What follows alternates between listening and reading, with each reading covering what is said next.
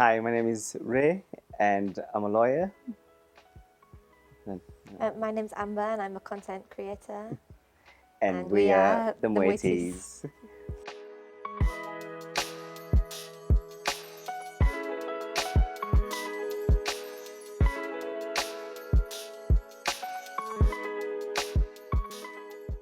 Okay, so we met in Nottingham in uni. Amber was in first year. I was in my third year. I just finished my last exam on that day. Then we'd gone out with my friends. Alafu nikaingia club hivi hivi. And pia mimi, I just finished my first year exams, so we were the same with my friends, like Yeah. ready to go out and have a good time. Yeah, and then I saw Amber there, so I was like, okay. Akona move, so I was like, ebu, let me go and jaribu. So I went nikaingia, kasema, hi, I'm Ray. Alafu tukaanza kudance kidogo, alafu kaanza kumuuliza, so what do you do? What school are you in? Because we're both in different schools. We're both in Nottingham, but there's Nottingham, Two universities. yeah, so I was in Trent, yeah, ilikuwa Nottingham, Uni of Nottingham. Yeah. Alafu from that just started like talking, dancing, and then we were like, kila kitu inaenda poa, and I was like, this might be something, but I was like, I'm not sure at the moment, so we just continued talking pretty much, and then Yeah, so this was like June 2016, and then by January 2017, we decided, okay, actually this might work, like let's keep talking and go from here. So almost 7 years ago, yeah. and then the rest is history. We've done a lot since then. I know. There's been so much. I think for the first few months when we got to know each other, I moved out. I moved into a different place, but I spent less time there. I was paying rent, but not even staying there. I was more at Amber's house because she was. We were all together with the friends. all we the had friends. like a friend shared house. Yeah. So it was like we joined in with the I friends. know I joined in and I became part of their household. So it was nice. Yeah.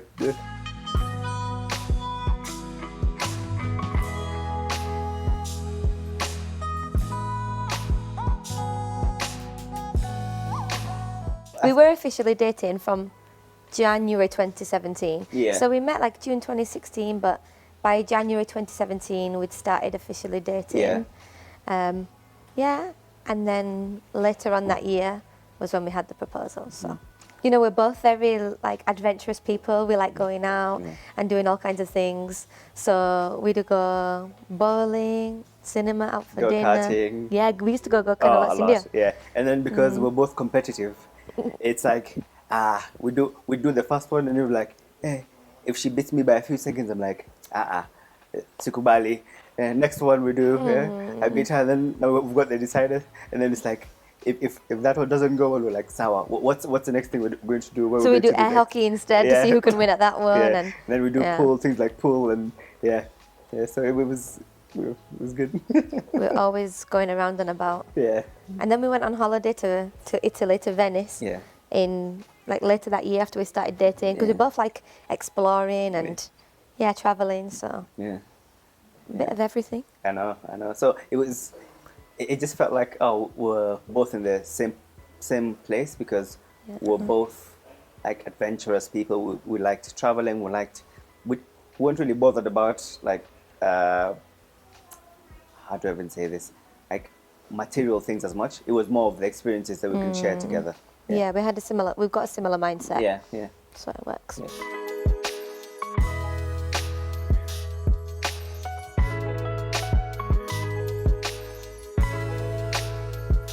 Just in the dating period. What's your favourite memory during the dating period? Favorite? Hey, I think there's so many, but I think the one that tops it is when I went to visit her in Australia, and then we got engaged. That for me was most, yeah. Well, during the dating period, I think that was the biggest thing because it was all the thinking and the prep in the background. It was asking for the parents' approval. It was asking for the mom and the grandma because I took them for dinner, and then I asked him, okay, so, you know, I really, you know, like your daughter, and you know, I think we could get together, and I think would be, she's such a good person, and I want to see where this could go. So then they were like, oh, you know what, we really appreciate, you know, that you've come to us, and so it was that whole bit leading up to now me going to Australia was just an amazing bit. Knowing that I've got the approval of the family for us to, you know, get engaged, and then no, and actually went was the preparation for the skydiving, because that's how we did it. Yeah, when you came to visit me in Australia, that was really, really, that was one of the best memories for sure. That was really nice. But long distance was hard. Yeah, it was. Because I'd already decided that I was going to study for a year in Australia before we'd met. So it was already happening. It needed to go ahead. But obviously it's the other side of the world. There was a 10-hour time difference between Australia and the UK. So that was hard, wasn't it? Yeah, I think, and what was even more difficult was at that moment, it's like, well, we were both either working. Then at that point, I'd started my master's. So it was, by the time I finish school, I'm working, and then it's sleep. So by the time, if I go to sleep after work, we don't speak. So it's like, okay, having to stay up a bit longer to then try and speak. And yeah, we missed out on a lot of sleep that year. Yeah. Those late night FaceTimes where you're just falling asleep on the phone. Yeah, sometimes it was just like, yeah, you just put FaceTime on, you speak for 2 minutes, and then next thing, you're asleep. Or I swear sometimes you'd watch me sleep for like 15 minutes before hanging up the phone. Yeah. Just so that we've like had a conversation. I know. Or been together. Yeah, and then like sometimes now, to make long distance seem a bit more bearable, it was now us doing things like, oh, there's this film we like. Okay, do you want to watch that together? So we'd be like, okay, start at the same time. Then we feel like we're actually watching it together. Yeah, we used to like count down 3, 2, 1, press play at the same time, so we could feel like we were having a movie night. I know. Then we'd be like, okay, so what snacks do you have? Okay, what do you have? Okay, sour. So it's kind of like you're there even though you're not there. Yeah. You know? Yeah. To try and make it seem, a bit bearable. We made it work, didn't we? Yeah, we managed. And I think, and then now when all that would get a bit too much sometimes, like what we'd look forward to is like a countdown. So we'd start doing countdown. So it's either countdown to me coming to see you, or you countdown to you coming to see me. So then you're like, okay, it's just 20 days. Oh, it's just 19. You know, then like that you feel it's not that bad. So even if I don't speak to you for a day, you're like, ni sawa. I'll see you soon. Anyway. Yeah, ni sawa. Yeah.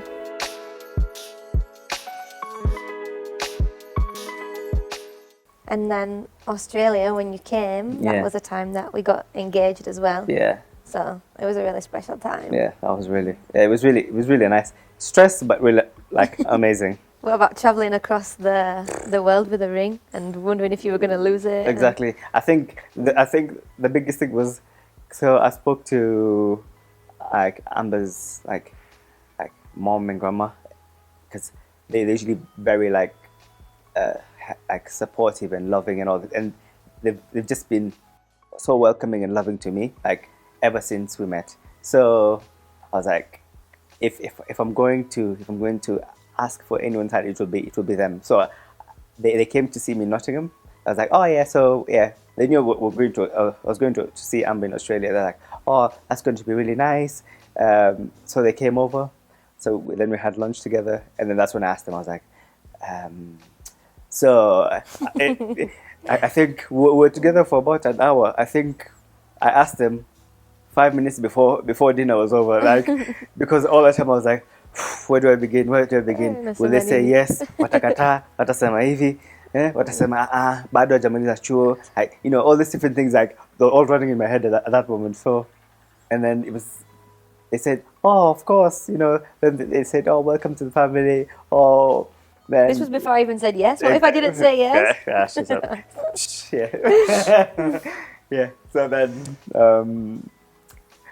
the ring. Now, even more stress was I'd made like Amber's ring like in like, so it took about 3 weeks. They told me it would arrive 2 days before I left. I paid for express delivery and all the things because I was like, I'll be traveling to Australia, I'll be doing this. Please just make sure it's there waiting for me, like at my house, so I can carry it and go to the airport knowing that I have it on me. Blunder. It didn't go that way. So the carrier was meant to bring it 2 days before. Sijui nini ilifanyika. Akapotea, haikufika. So I ring the company, I'm like, I'm leaving tomorrow. They're like, okay, we'll make sure it's there for you in the morning. I'm like, okay, well, I'm leaving my house at 7 a.m. because it was going to take me a few hours to get to London, and then because that's where I was flying from to go to Australia. I'm like, okay. They say, don't worry, it will be there. By the time I'm leaving, it's not there. So I'm even more stressed. I'm like, guy, haitafanyika. All the plans nimeka in place, hakuna kitu iko hapo.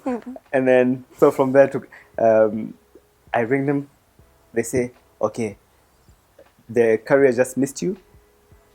What we'll do is we'll get them to come to the airport. I was like, now, if you've missed me at home, are you going to make it to the airport? I was like, I don't even know. So I go to the airport. I'm stressing. I'm like, do I check my stuff in? Do I do this? So all these things are in my head. Next thing, the carrier rings me. He's like, niko nje, come. I'm like, okay. So I come out of security, come out of everything. I go get the ring. I'm like, I look at it. I'm like, thank God, imefika. Sawa. I think it's meant to be. I was like, if the ring doesn't come, I don't think I'm meant to be pro. Ishi hapo. God made a way. I'm telling you, so God made a way. It arrived, and then it was now traveling with it. Then when you're emptying things in security, I was like, I emptied it, and then I was like, did I put it back in my pocket? Is it back in my pocket? It was in my pocket when I got on the plane. I was like, guy, imeenda wapi? So I was now thinking, like all these things, and I was like, I ended up putting it in a sock in my bag, just so that if someone finds a sock, they'll be like, there's nothing of value there. So found it. Then got to Australia. Then at that point, when Did you sleep during those 30 hours of traveling to Australia? I did not sleep. It was just stress, excitement, adrenaline, everything just running. Then when she came to pick me up from the airport, Then we had about 5 days before you actually proposed, didn't we? Yeah. But you were looking for an opportunity of where you were gonna do it. But he was just so excited to actually propose because you didn't want to wait much longer. You had this secret inside you that you just needed to ask me. So yeah. And I think the biggest thing now was I was like, skydiving will be amazing. So then I emailed them because like, we both love adrenaline. We both love all these different things. Yeah. I was like, skydiving would be an amazing place to do it. So I emailed them, spoke to them. They said, we'll be happy to have you. But then the weather we're not sure because all that time, like where we were going, it was not finished. Yeah. We didn't know if it was going to happen on the day. So you'd organise this skydiving. Yeah. We didn't know if we were going to be able to do it or not. To me, I was just thinking, okay, if we can't do skydiving, it doesn't matter, we'll do it another day. Yeah. But obviously you were thinking, if this doesn't go to plan, that's another day that I can't propose yet. Yeah. So we went for the skydiving trip, it happened. Then we all went up in the plane and they sat us so strangely, like everyone was sat together, but they sat me at the back and Ray right at the front. I'm thinking, nini nafanyika, but why are we separated? Everybody else is together. And then Ray jumped out of the plane first. I had to wait for 7 more people and then me. So I'm like, I don't even know if he's okay. He just jumped out of a plane. Is everything okay? And then when I landed, I got to the bottom and Ray came to pick me up and help me get up. And then he talked to me kidogo and then got down on one knee, and that's when they brought the ring. They'd organised with the whole company that they would meet him at the bottom where we landed with the ring.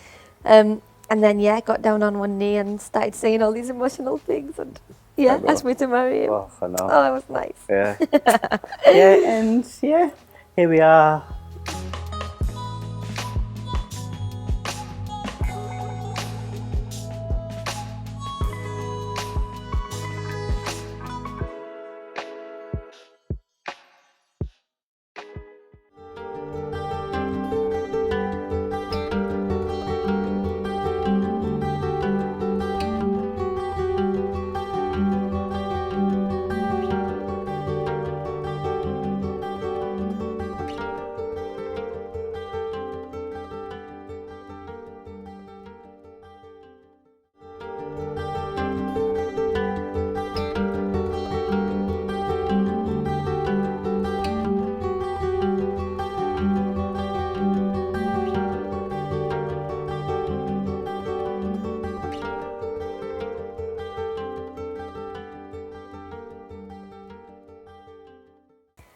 after we'd got proposed, at this point, I'd still not met Ray's parents or any of Ray's family because they were all here in Kenya. You're just on phone, And yeah. only on video calls. Yeah. I'd not had chance yet to meet them. So it was always, hi, Mum, but really I don't yet know Mum, and hi to my sister-in-law and family, but I didn't know them yet. But they were so welcoming to me, so welcoming, and they were so excited for us to come to Kenya. So it all went really well, really smoothly. There was thankfully, growing up, I'd had friends from all over the world, so I knew there were going to be some cultural differences and things that we would cross. But yeah, they were so welcoming to me. Although just before we came to Kenya for the first time, I was so nervous, thinking this is the man that I'm going to marry, and I haven't yet met his mother or anybody else. But yeah, they've always been so lovely to me and so welcoming. Yeah. Well, I think now the biggest part of it when I came in 2018, because now it was like, okay, now we're engaged. Now it's time to now meet the family. You know, meet like Kina Shosho, meet like mom, meet like the whole other family, and see how well she'll like get along with them, and so it was just that fear, that fear that India is like, like what do you expect? What, if it doesn't go to plan, what next? What now? Yeah. And I was so nervous meeting a Kinashosho. Yeah. I even learnt, a few words in Kimeru, practicing my Kimeru, so that I could go and be like, Abadiku, and make sure I'm being respectful to the grandparents and to the aunties, and just sitting there so quietly, like I don't want to say anything wrong. I know, but they love you. Like everyone was just happy, and like, because the people I feel like I carry the most weight for me have always been, like my grandparents, because they've been married for, I don't know how many, 50 plus? 60 years. 60 odd years. Yeah, so it was like getting their approval like meant even more to me. And so when we went to Mary, when like she met them, and they were like, oh, very welcoming, and like my granddad was just talking about, when I came to the UK, and then talking about all these different things, and my grandma was saying, oh wow, tell me about yourself, and then just talking about all these different stories about their life, and then asking their advice on marriage, what makes it work, like just all these key things that it's important to know from the older generation, so you can know how to maneuver and work through it in your own way, especially when we're from different cultures. So it's just trying to mesh the two of them to make it work. And it was really nice. But we'd always talked about like the cultural aspect of it, of marriage. Marriage and all the things that would entail it, even when we were dating.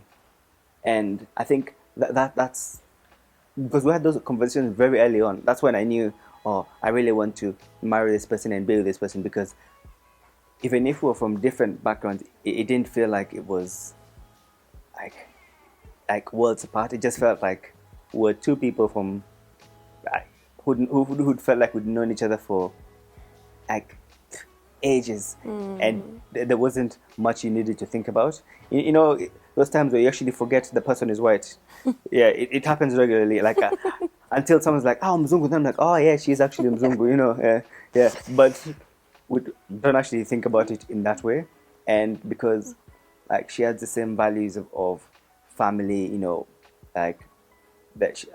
She'd been brought up by a family who was respect, and so that aspect of it was never really a problem. And it had so many, like it'd gone around so many different cultures in the UK, and most of your like friendship groups and all were all from like from Zambia to just Ghana to just different like. Yeah, I think that's why I was the one that asked you, like, is bride price something in your culture? Because that's something that I'd known from my friends existed. Yeah. And then we always wondered how we would go about that. We didn't actually know until we started discussing it with our parents, what would happen. Yeah. Because we're like, is this something that that's gonna be paid? Is it something that will happen? Or will it be like pushed aside because of the cultures coming together? And And then when we told my parents, like, oh, maybe, you know, you can ask for some money for me. You can ask They for were some like, cows. Yeah, some cows, yeah. Yeah, then your mom was like, fine, I'll have a leather jacket then. Oh, yeah. Oh, I know. Yeah, then we decided, actually, you know, and now, like, it was 2020 when we got married. Yeah. And times are changing. So, we, you know, keeping it modern at the same time as well. Yeah.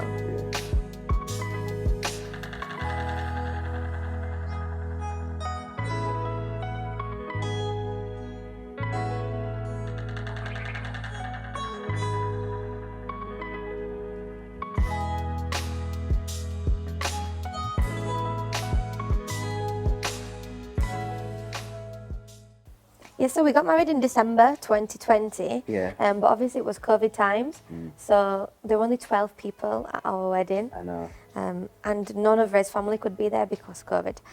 So yeah, it was very small and intimate. It was a really lovely day though, wasn't it? Yeah. It was so nice. But we knew when we came to Kenya we would do it again and we would do it big. Yeah. And have everybody there. Yeah, because that's the thing. Originally, we were meant to come to Kenya, and then now when COVID happened, like, it was like, okay, we've got all these plans, like, yeah, like, we said, you know what, we're going to do it.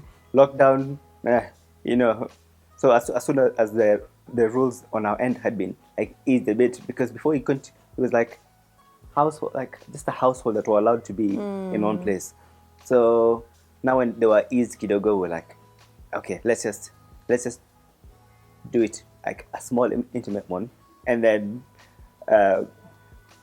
your mom FaceTimed my family. Your mom FaceTimed my family. Oh yeah, during the ceremony. And then so it was like they were there even though there was yeah. So and then from there when we got back to where the reception was, we like had videos, had pictures, had all these different things. So it was like trying to get them a bit involved, and then but not yeah.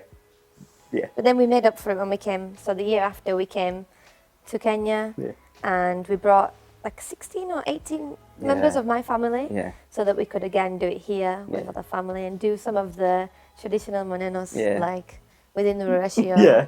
So yeah, we had a big celebration then. We all wore kitenge and I know. It was so like that was really nice, like because it was nice to see your family just fully just engrossed in it and saying, yep, whatever is needed of us. Yeah, if we need to wear this, we'll wear this. If we need to do this, we'll do this. You know, what does your mom want? What does your family want? You know, and it was just nice to see how everyone was just willing and ready to do anything and everything. Apart from drinking uji. Apart from drinking uji, Nobody seems to like uji in my family. Yeah, they're like, they didn't understand the they did drink it, but they were like, because someone had said to my granddad, my like traditional English granddad, this is porridge. He drank the uji. He's like, this is not porridge. Porridge is oats. But we sang, we danced all day. We did all of the traditional things.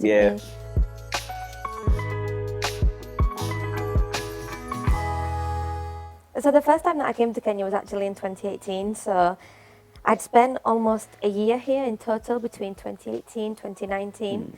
And so by the time that we were bringing my family, I'd been to Kenya 5 or 6 times already. I'd spent almost a year here. So I was comfortable with how everything was going to be. I'd already met all of Red's family. You already started speaking Kiswahili. Yeah. You were learning a lot of it. Yeah. So it was, thankfully for me, by the time of the wedding, it was okay. I already knew everything. But the first time I arrived in 2018, and I came for 3 months, I was like, wow, okay, it is different. There are lots of things that are so different. Border borders, people carrying sofas on border borders. And then, So unlike us, so many things seem normal to me now because of how much time I've spent in Kenya. But I remember at the time it was a real culture shock. I was talking with her about the story with when I went on a matatu, and he refused to stop for the police check. You know how matatus are. The police threw a baton. The police threw his baton at the matatu, and we drove off road. We went into a ditch. Bearing in mind, the strangest thing was when I got on the matatu. I have a big fear of birds. Somebody got on this matatu with 3 or 4 chickens, Yeah, I wanted to cry. Wow. And then the next thing we're in a ditch. I'm like, what is got? I looked at Ray like, is this normal? Are these like things that happen in Kenya?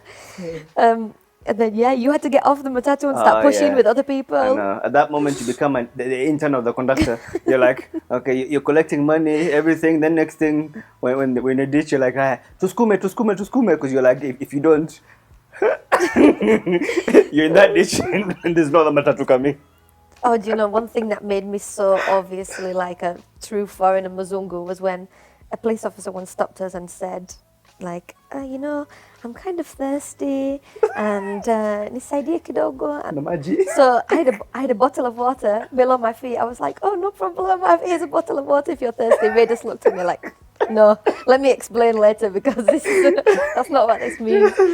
Anyway, yeah, we don't talk too much about that, but yeah, so many things that were just like, oh, okay, so this is the way that things are done here. But now it all seems normal. Now it's just like, yeah, Kenya manenos. Yeah, I think that's the thing. It's like,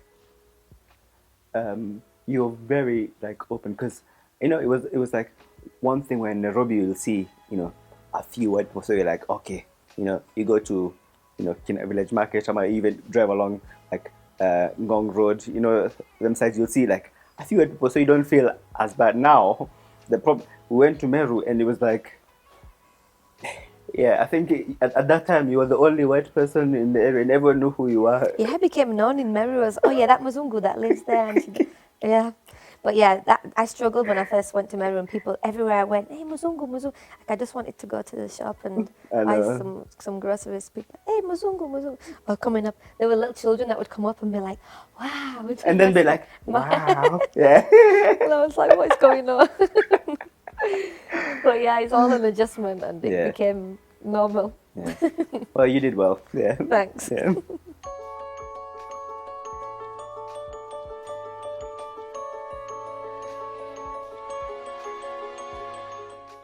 We're going on a short commercial break. We'll be right back.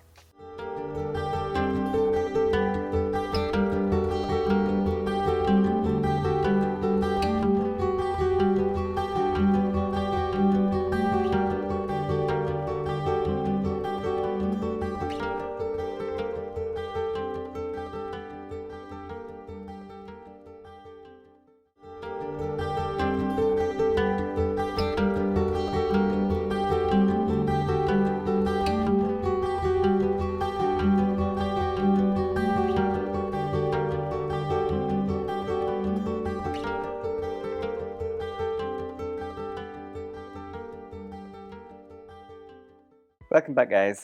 You're chilling with the Mwitis.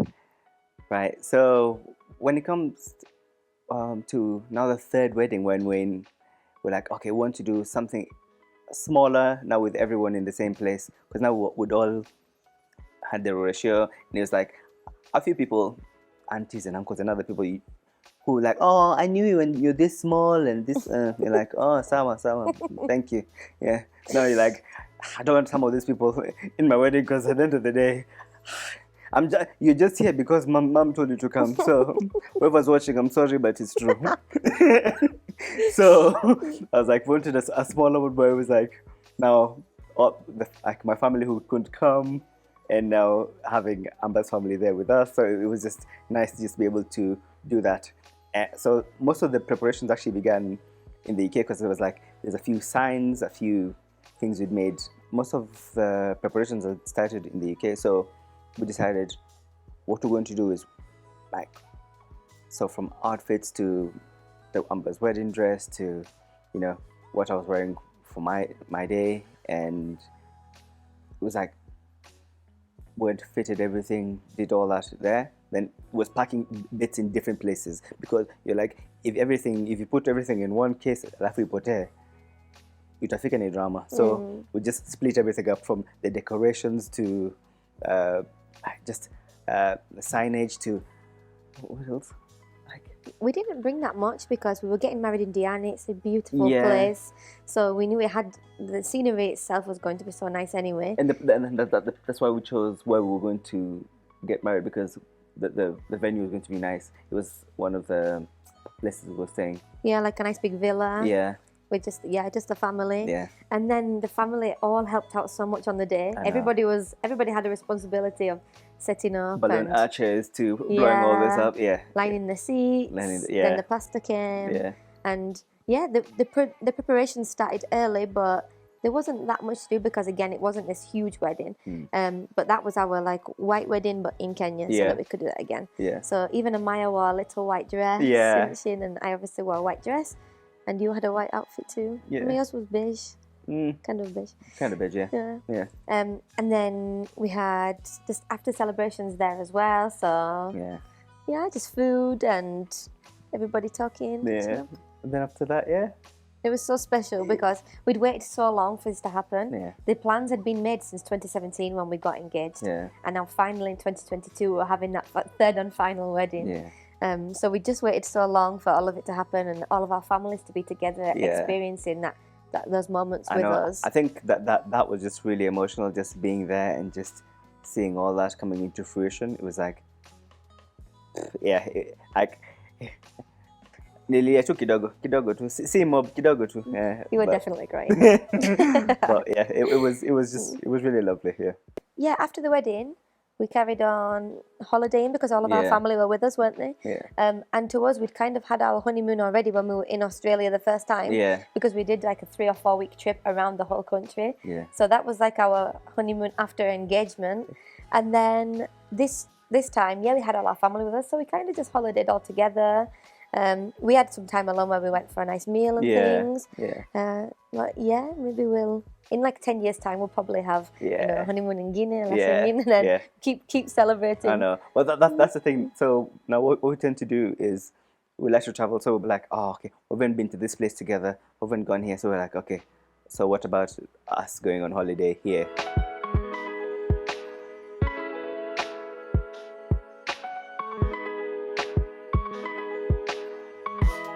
The good thing is that we dated for so long that we did know each other really well. So I knew the type of person that Ray was, and he knew the type of person I was. We kind of knew how we would navigate married life. I'd actually say that it has lived up to all my expectations of what I always wanted marriage to be like and what I'd always wanted in a partner. There's times where we're different and then we cross that barrier. So for example, with communication, I always say to Ray that when we met, he didn't know how to communicate, I taught him how to communicate. But that was an issue in the beginning, and it's something that we learned, and we actually got through that by communicating. I used to say to you, look, if there's something wrong, you have to tell me, and vice versa, so that we can get through our problems. But honestly, he's actually the best husband. I can't even say his head. Unless it's ringy. Yeah. But there's everything. We've been so understanding with each other, and because of the obstacles that we've faced, it's really helped us get through any problems that we have. That's true. I don't think I'd have been able to go through this journey with anyone else but you. So like on that aspect, I'm really grateful, and because there's some challenges that we faced, even I'm like, if it was me, I'd have left me, especially when there's the like long distance and all these different things, and then it's like you don't know when the long distance will end. Sometimes that can be the biggest like barrier and biggest like worry for a lot of people, and they're like, sioni ikiendelea, but she was like, no, I see the potential in us, I see this, and sometimes I think that's what you need someone who'll actually see that side and see where it could be and where it could go. And I think that's the whole point of a relationship, where sometimes, she's up and she can pull me up when I feel down, and vice versa. I think the conversation of kids actually was one of our first dates. Yeah. Because, you don't want to get too involved with somebody if they don't want the same long-term things in life. What's the point? You could waste years investing in somebody and then you don't want the same things. Yeah. So, we definitely talked about that earlier on. And what was so strange is we both said we wanted 4 kids. Yep. And we were like, wow, to actually agree on this as well, like that's so good. I know. Now we're like, hey, can we really do this 4 times? I know. We're like, you know what? 2 is not a bad number. And coming back to Kenya every year with 4 kids, like, this is possible. So now I think we've both accepted that we're kind of in the mindset of we'll play it by ear, go with the flow, see what happens. But obviously now we have baby number 2 on the way, and Yeah. we're very excited. Yeah, we are. But I think this one will be like after baby boy's born, you'll be like, okay, so when are we having another? Please, me. What about you? Yeah. So we'll see.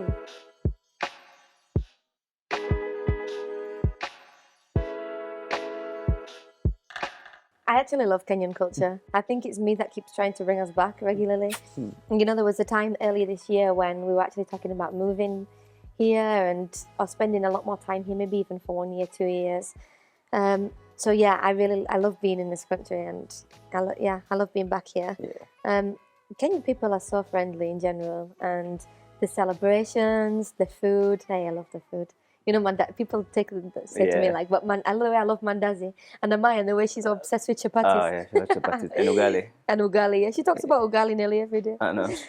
But yeah, I really love Kenyan culture. There's so many nice things about it, and the way people treat each other generally is so lovely. I think the biggest thing tends to be family and her love for family. You know, I think that was one of the main reasons why I knew I wanted to be with her, is because when we went to where she's from, Leeds, and met all her family, she has so many cousins, and when you see the amount of love that they have for her and she has for them, and just how she's always been a caring person and just always even taking care of not even just the kids, even in your uni house, it was like you were the mother of all of them, and just always just helpful and just positive, and you were just this person who always liked helping. I remember even when we'd met, we were doing so many charitable things, helping homeless women or women who'd been through difficult situations, and that was one of the things. Was to find someone who is not trying to force it, but is actually a genuine person, is very difficult. And in this day and age where most people are just after themselves, that was just an amazing thing, because where the family I'm from, and my grandparents and my grandmother was always the same, and she was someone I emulated so much. I emulated her because she always did so many charitable things and tried to help in any way she could.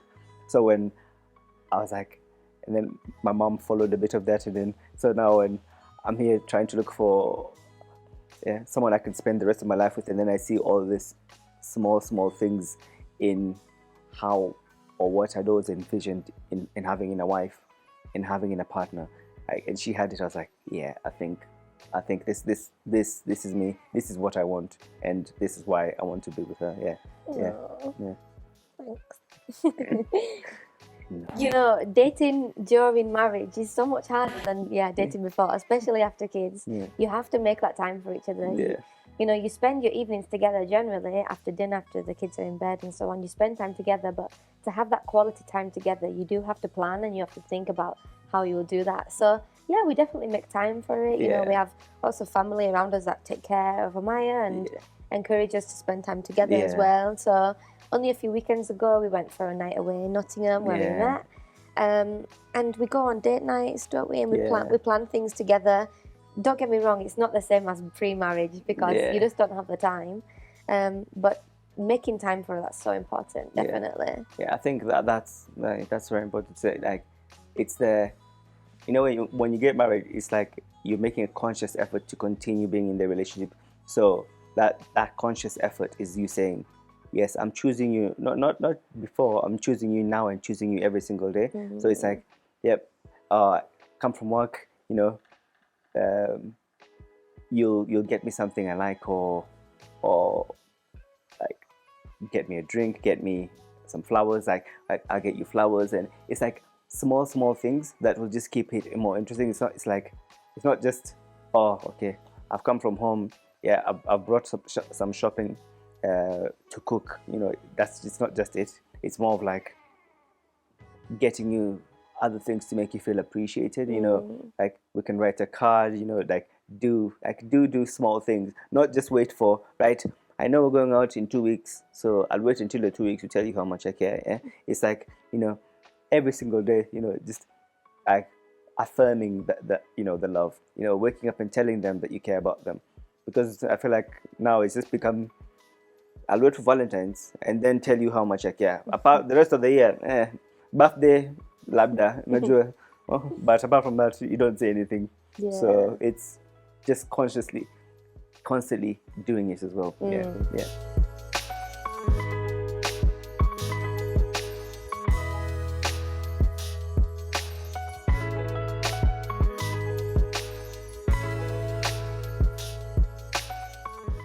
I think I've learnt a lot during marriage, definitely. I'd say we have. I think one thing that's good to remember for anybody looking to get married is that you don't always have to win. Like sometimes things are just not that big of a deal. It's not, it's not that serious. Take it. Sometimes you might have to take the loss and just move on. It's not that deep. But learning to understand each other, learning each other's communication styles, because the way that I might deal with a problem that I face is different to the way that Ray might deal with a problem. And sometimes you want people to do things the same as you because you think that's the right way. But really it doesn't mean that just because it's your way, it doesn't mean that it's the best way. Yeah. So accepting that you are different and there will be differences, and learning about them and learning how to get through challenges together, learning the kind of things that you both enjoy. Yeah. And like you said, like about, love language, everyone's talking about love languages these days. Yeah. Like what kind of things make you happy and Yeah. what kind of things make you feel like I love you. Yeah. Knowing those and understanding, but definitely constant communication is so important. Yeah. And understanding each other. Because I think what you loved when you were in uni and what you love now are like you could be two different people right now, because your priorities have changed. Things that you thought were amazing before, you're like, subpar right now, yeah. But then as time was going on, now you're like, okay, I've evolved into this person who, is looking to, do bigger things, do better things, like your way of thinking has changed. So it's now trying to make sure that you're having those conversations to say, actually, before I used to like soda. Now I like water, because, I've gone older and I've realized that water is better for me. Soda might have been good before. And maybe I liked the fizziness. But as time has gone on, you're like, you know what? Water is good for me. It gives me the replenishment I need. And I think that's kind of like how like relationships grow. They evolved, they change. And you two can change in a dynamic, like especially after kids and all these different things. So it's just good to keep having those conversations and saying, hey, by the way, this day, I liked pizza before. Now I'm not really a fan. Oh, okay, thanks. Now I know. So if you go out and you see something that I like, you're like, oh, now I knew she liked this, but now she likes this. So I'll get her this because she'll really appreciate the fact that to know that I've been listening to everything that she's saying. Because at the end of the day, everyone wants to be heard. So, yeah. You really do that as well. I notice, like, sometimes I'll just mention something in conversation and then Ray will do something or say something that really makes me know that he's heard me. I think it's so important to feel heard in a relationship. And like you said, to keep in communication so that when things do change, you still understand each other. Yeah.